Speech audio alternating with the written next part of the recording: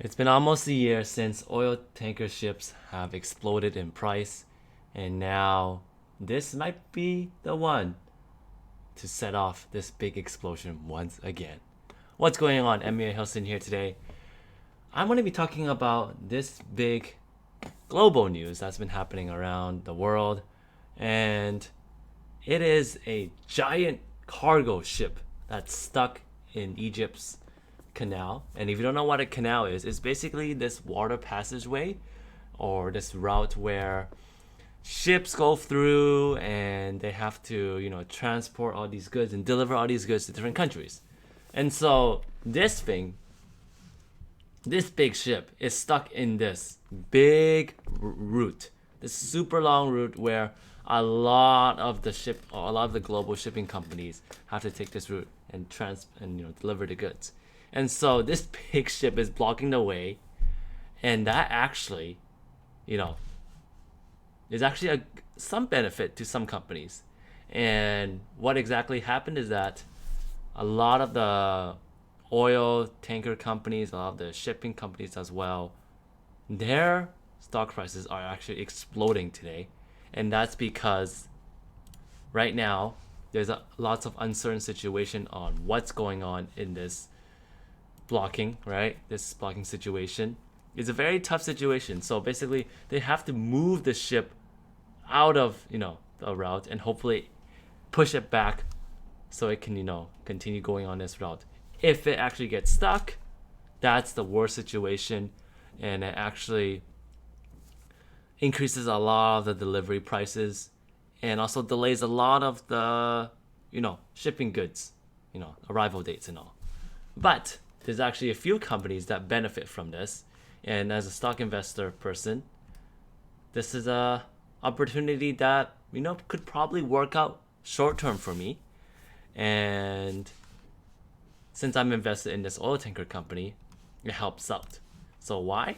So there's actually a newsletter explained by the CEO, and it says he explained it super simply to those that really don't understand about what, how this has economic effects and all.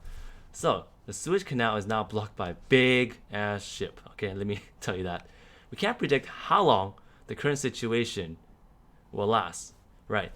And honestly, the longer the situation lasts, the worse it gets for all these delivery goods, because there's actually a lot of things stuck in there. I mean, this big ship, it carries so much things. It's incredible how big and long this is. Look at that. And CNBC did a comparison. It's even bigger than the Eiffel Tower. And, that's that's crazy, right?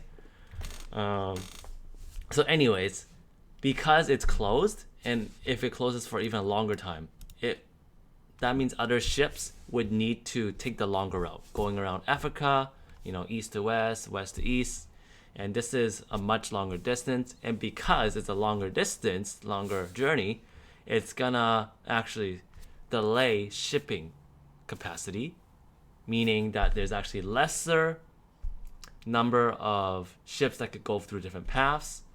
And it says reducing the effective number of voyages the world fleet could do over a certain amount of time. What does this mean? It means there's lesser availability of shipping, right? Which means it's going to make higher shipping rates, which makes sense. One affects the other. As an investor, I hate when I have to rely on this situation for my stock investment to go up, okay? But you know what? I made a mistake investing in it when it's too hype, and now it's a big lesson for me to learn. Now looking at Motley Fool, released today, these three stock market winners love the Suez Canal fiasco. You can always find companies that benefit even in tough situations, all right? Honestly, this situation as a whole is actually bad for the economy. But you know what? There are winners and losers always, right? When someone wins, someone loses. All right? When someone loses, someone wins on the other side, okay? And that's what it is. You see lots of these oil tanker ships and all these delivery companies experience a big price increase today. And you know what?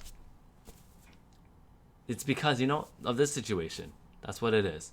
See, this will allow, because longer voyages would, take more shipping capacity, there'll be less available.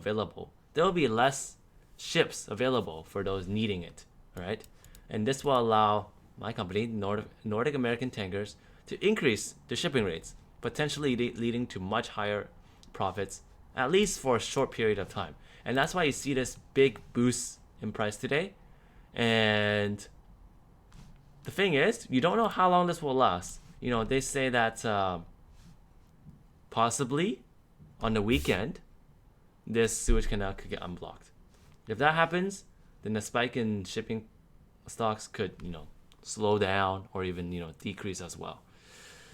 And honestly, Motley Fool said it best, right?